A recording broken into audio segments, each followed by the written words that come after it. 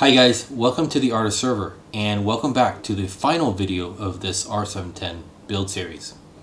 Today I'm going to start with admitting to a mistake I made. So if you were paying attention to some of my previous videos, I said that I was going to set up a virtual machine to run PLEX and demonstrate that the Quadro P2000 GPU can be used for hardware transcoding. This of course meant that I was planning to do PCI pass-through of the GPU to the VM. When I went ahead and tried to do this, I was reminded of something I was previously told, but apparently did not register in my mind until then. So several months ago, I made a video showing you guys how to identify whether the R710 is a Generation 1 or Generation 2 machine. In that video, I said that the primary difference between Gen 1 and Gen 2 was the supported CPU max TDP. However, a wiser person mentioned in the comments of that video that another difference was the support for SR-IOV. When I researched this some more, I found that VTD is also only supported on the Gen 2 R710. I knew this from back then, and I knew this R710 was a Gen 1 machine. I just didn't connect the dots as I was saying that I was going to create a VM to run PLEX. So when I went into the system setup menu to enable VTD, of course it was nowhere to be found. So PCI pass-through is just not an option here. So if you're shopping for R710 and plan to do PCI pass-through, you need to get a Generation 2 R710. I'll put up a card in the corner here to that video so you can check it out and know how to identify the generation of the R710. So here we are. I've got a Gen 1 R710 and I've got a GPU installed, and a pretty nice one. It's a Quadro P2000, and I want to show you guys that it works in the setup by demonstrating PLEX hardware transcoding with it. But running a VM is out of the question, so what do I do? Well, if I can't do a VM, I can do a container, since Proxmox supports LXC based containers. And actually, when I started thinking about that, the idea of running PLEX in a container sounded better and better, for a couple of reasons. First, containers have less overhead than a full-blown VM, so it's more efficient in general. But secondly, passing a GPU to a container involves sharing some device files and not dedicating the entire PCI device to a single VM. In this way, I can actually share the GPU with multiple containers, allowing me to do more with the GPU. For example, I can have the one container running PLEX and using the GPU for transcoding, while I could run another container to run Hashcat and use the same GPU to crack passwords. For this to work, the Proxmox host must have the drivers for the GPU, and that is exactly why in the previous video in the series, I showed you guys how to install the nvidia drivers inside Proxmox. You see, by the time I was making that video, I had already realized my mistake, and I was already investigating how to do all this using containers. So although this wasn't what I originally intended to do, in the end, this turned out to be a better approach. Now, let's get started. So today I'm going to show you how to set up a container in Proxmox, and we're going to run CentOS 7 inside the container. Now, I'm doing this for a couple of reasons. Remember that Proxmox is based on Debian. I want to show you that you can run a different Linux distro inside the container than the host and still be able to do the GPU pass-through. I've seen some mentions online that it is not possible to do this, so I just wanted to demonstrate that it actually is, because it is. But secondly, I want to show you how to set up the NVIDIA driver inside CentOS 7, which turns out to be extremely easy compared to what I showed you in the previous videos setting up the driver in Proxmox. It basically involves two commands. Now, you don't really need the driver because the Proxmox host already has the driver, but in the case of PLEX transcoding, PLEX needs some of the CUDA libraries from the NVIDIA driver, and so we're installing it for that reason. After that, I'll show you how to set up the GPU pass-through to the container, and finally, we're going to set up PLEX and demonstrate GPU hardware transcoding with a copyright-free demo video that I have. Alright, so to get started, first we need to get a container template. So to do that, I'm going to go to the local storage here, and under content, you'll see a button for templates. So we'll click on that, and that will show you a list of a whole bunch of container templates that you can pick from. And I'm going to pick the CentOS 7.1, which is right here. Alright, so I'll just click download and wait for that to download. And that's done really quickly. Alright, so now that we have the template in place, we can go ahead and create the container. So to create a container, I'll go up to the upper right corner here and click on Create CT. And this is on PV1 node. If you have multiple nodes, I guess you could select other ones. CT ID, this is just an ID number. I'll go with the default of 100. And I'll call this host CT PLEX for container PLEX. And password, this is basically the password to the root account of the container installation. So I'll enter something in here. And we'll click on next, and then we get to pick the template we want to use, and of course we're going to use the CentOS 7 template we just downloaded. And next, storage. So we have to assign some storage to this container. All we have really is the local storage or the local storage on the SSD where Proxmox is installed, and also on Data 1, which is our ZFS pool that we created 2 videos ago. So we'll select that, and you know what, I'm going to give this VM 64 gigabytes. I don't think we need that much, but you know, just for testing, that's fine.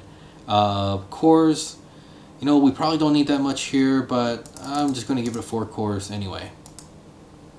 And we'll click on next.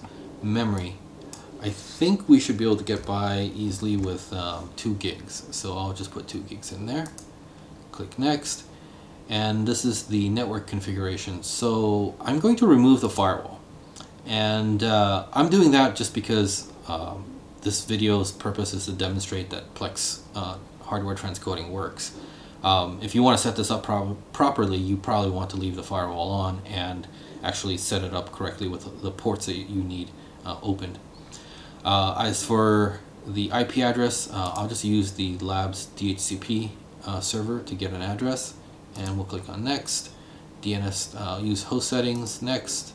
And this is just to confirm all the different settings. And we'll click on finish. And then that should go ahead and create the container for us. Alright, so let me close that out. And over here, if we click on this, it should show us the container. So yeah, CT-Plex, yeah, this is our container with ID 100. And so before we get started with turning on the container, we actually have to make a couple additional changes. And that is to enable the GPU pass-through to the container. So that's why I don't want to turn it on just yet, but let's go and do that first. Alright, so in order to do the GPU pass-through, unfortunately we're going to have to get on the command line and make some edits to the configuration file for this container. So let me SSH to the Proxmox server, which I believe is on 245. Alright, so here I am logged in, and earlier you remember that I said that the container ID was 100, so that's kind of important to note. If you have multiple containers, that number is likely to be very different. So if you're following these instructions, make sure you identify the ID of the container you want to edit. So the file we're going to edit is located in etc/pve lxc. And in here you'll find a bunch of files that end in a .conf file extension. And basically the file name is identical to the ID of the container. So in our case, since it's 100, we want to edit the file 100.conf, which is the only one because we only have one container right now. Alright, so before I edit this, if you recall in the previous video where I showed you how to set up the NVIDIA driver inside Proxmox, I made it a point to tell you that these device files here are really important.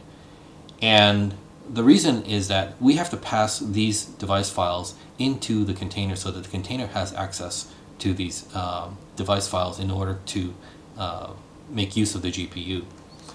And so what we're doing now is basically enabling the container access to those device files. So I will edit the 100.conf file, and I'll go to the bottom, and I've already got these settings in a file here, so I'm just going to cut and paste these in, and then I'll explain them to you in a second here.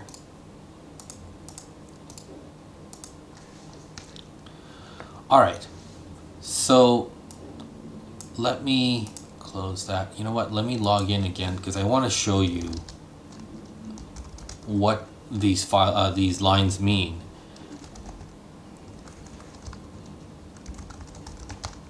I want to make sure that you have some understanding of you know, these settings here. So alright, so these are on the left window I'm logged into the Proxmox host again. In this window I'm trying to show you those NVIDIA device files. Okay, so on the right window I'm editing the configuration for the container, and I've added these 10 lines, and I want to explain to you what these lines mean. So the first 5 lines here, if you're paying attention, you might notice something, and I'll explain to you what these mean. So lxc.cgroup, so this is basically the control group for this container, .devices.allow basically is a configuration line that is allowing that control group access to a particular resource on the server. In this case, the resource is C, which means it's a character device. And so if you go back on the left screen here, you'll see that all these NVIDIA device files, in the permissions description here, it starts with a C, which means it's a character device. And so this is basically matching that.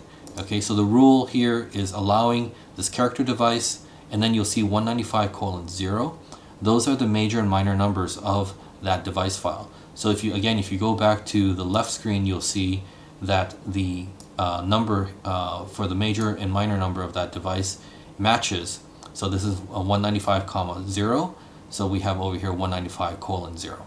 Okay, and then the final RW is basically what type of access you're allowing. So in this case, we're allowing read and write, and that's where the R and W come from. And so you'll see that the following lines are basically, you know, to allow all these additional other device files into this container. Okay, so that's where these numbers are coming from. They're not random things that I just pulled out of nowhere. And the reason I'm explaining it to you is I want you guys to understand how to do this if you were doing, you know, say a multiple GPUs or something else. You want to identify these major and minor numbers for the device files and configure them accordingly. So hopefully now you'll understand what these settings mean and where they come from. Okay. Now, in addition to granting the container access to these device files, you need to mount those device files inside the file system of the container so that programs in the container can actually access them. Okay, so the next 5 entries are basically that. These are mount entries, so this basically means that the container will mount the dev/NVIDIA 0 into dev/NVIDIA 0. And you'll see that there's no file system specified because this is not a file system mount entry, but you'll see that the word bind is in here, and this means that this is a bind mount. So basically it's kind of like an alias, if you can think of it that way. So this is creating an alias inside the container so that it has access to the device files that are in the host system. And the other options here, optional, basically means that if this bind mount were to fail, it'll continue running, and you know, you won't have the bind mount necessary to run the GPU, but at least the container won't completely bomb out. And then the last option is really important. It says create equals file. This basically means that if this device file doesn't already exist, in the container, it will be created. Okay, so you'll need these options as you create these mount entries. And we have a mount entry for each and every one of those device files for the NVIDIA card here. Okay, so that's what those entries mean. Hopefully that helps you guys out, and hopefully with that knowledge, if you're trying to handle a different situation, a different card, different driver, you'll have an idea of how to customize these settings. Alright, so I'm going to go ahead and save those changes, and now we can start the container. Alright, so let's go back to this interface and we'll click on Start. Alright, and I will then click on Console to get a console interface. So you'll see here that the container is already started up, and we can log into this as root with the password that I gave it when we created it. Alright, so before we get started, this basically acts as a CentOS system. That's the one thing that's kind of cool about LXC containers, is that it's kind of like virtualization, where you have an entire operating system to your disposal within the container. But a couple of things we need to do first before we go any further is I want to make sure this container is fully updated, and so we'll do a yum update.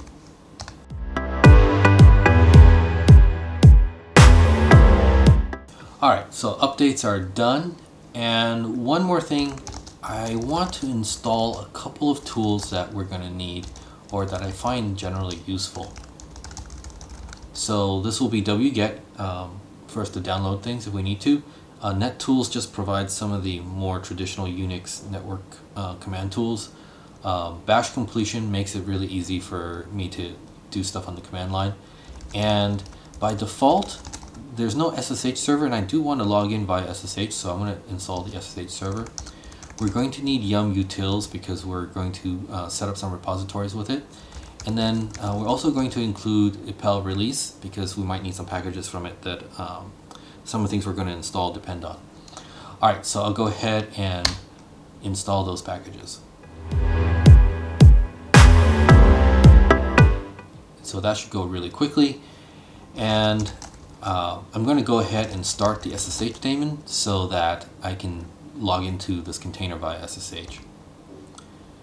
Alright, and in order to log in, I need to know the IP address. So the IP address is 216. Alright, so let me log out of the Proxmox machine and we'll log into the container now.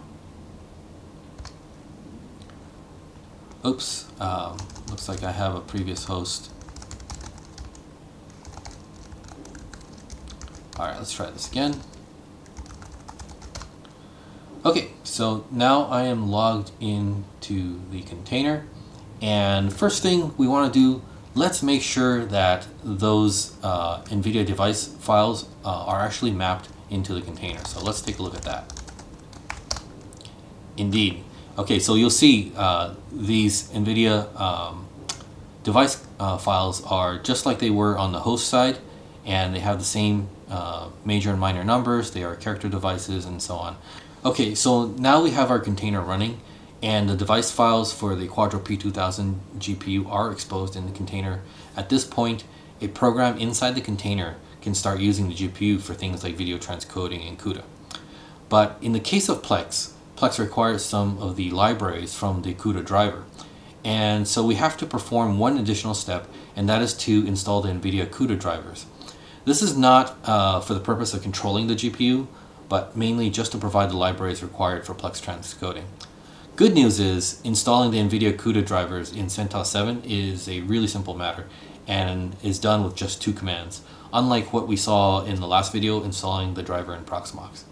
Alright, so in order to install the NVIDIA driver, I need to add an additional repository that I like to use for this purpose.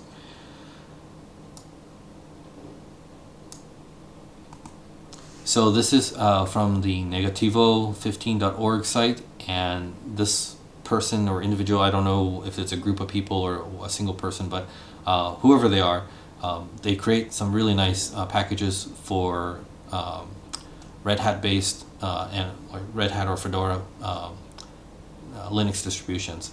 And so when I want to install NVIDIA drivers, I really like to use this repository.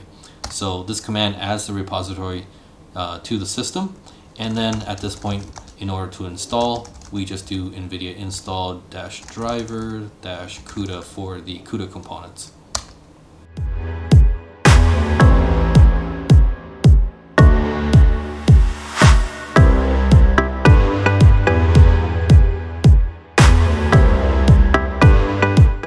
Alright, so that's basically it. The drivers are now installed and ready to go. Alright, so we've got our container up, we've got the necessary CUDA libraries installed, containers updated, and all that is done. The next thing is to set up PLEX. And so in order to do that, I've already downloaded, so let me get out of this here. And I've already downloaded the PLEX media server RPM file so that I can install PLEX on the server. And I also have a video, a demo video file that I want to upload to the container.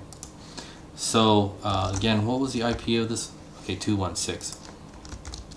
So let's go ahead and start copying the files I need. 216.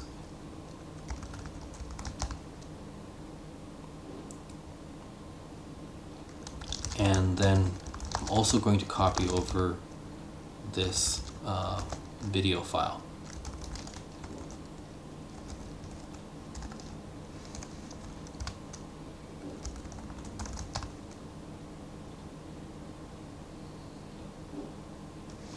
Alright, so while that is transferring over to the container, we can go ahead and get started on the PLEX installation. So we'll do a yum install PLEX media server.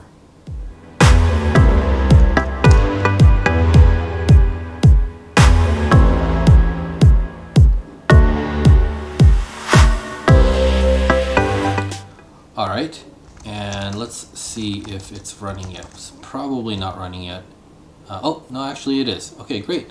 So PLEX media server is installed and running.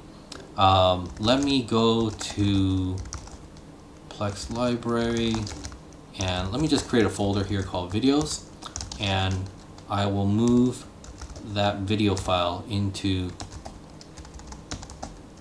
that folder. Okay, so yep, and you know what, let me change the ownership. Okay.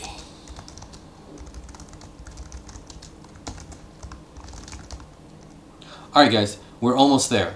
We've got our CentOS 7 container running, we've passed through the GPU to the container, and we've got PLEX up and running. Now, the PLEX hardware transcoding feature requires a paid subscription, and so I have to add this server to my PLEX Pass account in order to demonstrate that the GPU transcoding works. So I'm going to do that off video, and I'll be back shortly to demonstrate the GPU transcoding. Alright guys, so I've added this new CT PLEX server to my account, and here's the dashboard so that we can monitor what it's doing while we play the video. On the other window here, I have that demo video ready, and we're going to go ahead and play this.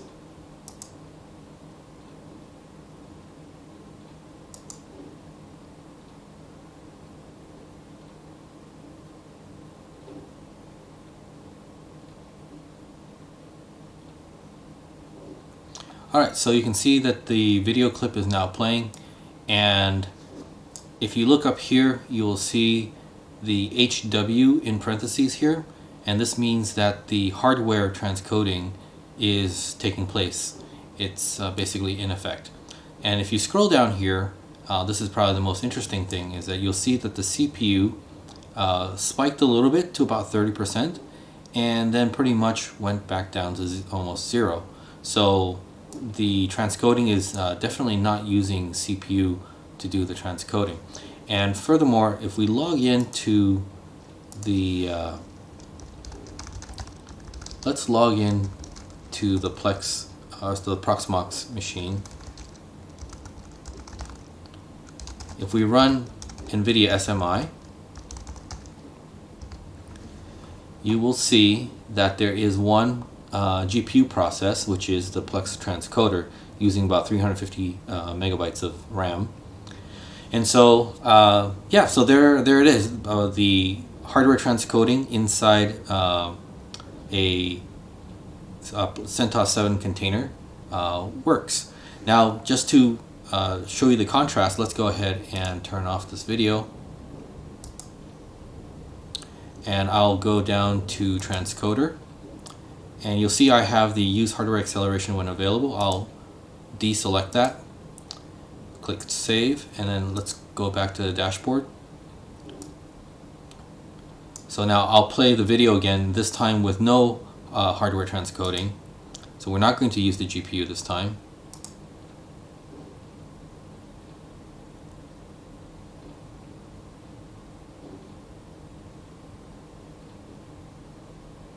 Alright.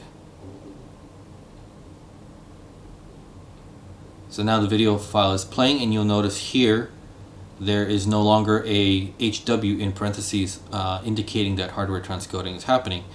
And more obviously, if you go down here, look at the CPU here. So the CPU is spiking all the way to close to 100% and basically staying up there. So the transcoding by CPU really kind of pegs the processor there.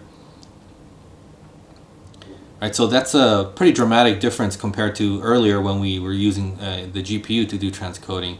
It was almost 0%, and now it's almost at 100% all the time through the whole video. And also, if we go back to the SSH terminal and run NVIDIA SMI now, you will see that there are no GPU processes running because we've disabled the GPU transcoding. Anyway, this concludes the R710 build series. Now, before I end this video, I want to share with you guys how this series got started and some of my final thoughts about the R710. First of all, if you watched the entire R710 series, thank you very much for watching. This series of videos have been some of the most watched videos on my channel, and it's been quite a surprise as I never really anticipated the attention these videos would get. This wasn't a video series I had originally planned to do. In fact, I was originally planning to do some server reviews starting with the R510 and a few other 2U 12-bay options. However, some of you guys left some comments in my videos asking for an end-to-end build and another one on how to update the firmware of the R710. And it just so happened that I received a stack of servers around that time, including a R710. And as you may know, I love getting feedback and suggestions from you guys. In fact, many of my videos are in response to questions you've asked or content you've requested. And so that's how this series got started. Along the way, as I was making videos with this R710, a gentleman named Mike reached out to me with interest to buy the server. And when he and I spoke, he decided that he was going to try out Proxmox on this R710, and so that pretty much decided the direction of the last few videos here. So in a way, you guys had a hand in inspiring the creation of these videos, and I just want to say thank you for that. Now, like I mentioned, I was originally going to make some server review videos, but I think this series covers R710 pretty well. So instead of a R710 server review, I just want to share some of my thoughts about the R710 in this final video. This wasn't a server I planned to use as my own. Frankly, one of the things I don't like about the R710 is the limited number of 3.5-inch drive bays. There are many options out there that can fit at least 12 3.5-inch bays in a 2U form factor, and generally I prefer those. But having messed around with the R710, I've grown to appreciate what this machine has to offer. Yes, the 6 3.5-inch bays leaves much to be desired when compared to a 12-bay option, but with 12 terabyte hard drives and even in a RAID 6 or double parity configuration, that would still net you about 48 terabytes of space. So when you think of it that way, that's actually quite reasonable and certainly would fit many people's storage needs. Aside from the storage bays, this system really shines for its generation. It has a max RAM capacity of 288 gigabytes by using 18 16 gigabyte DIMMs, and that is a huge amount of memory for a home lab virtualization environment. It's got some high-powered CPU options, albeit at a higher premium, But it also has some low power CPU options that would be a lot gentler on your utility bill. And what really makes sense for a lot of you who might be looking for a server for your home is that the cost of a bare bones R710 unit is very reasonable.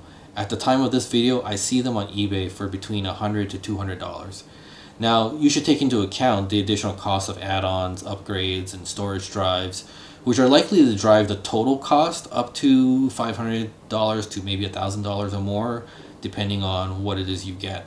But still, this R710 offers incredible value and is a great choice for anyone who's graduated from a consumer NAS appliance and looking for their first enterprise-grade rack mount server.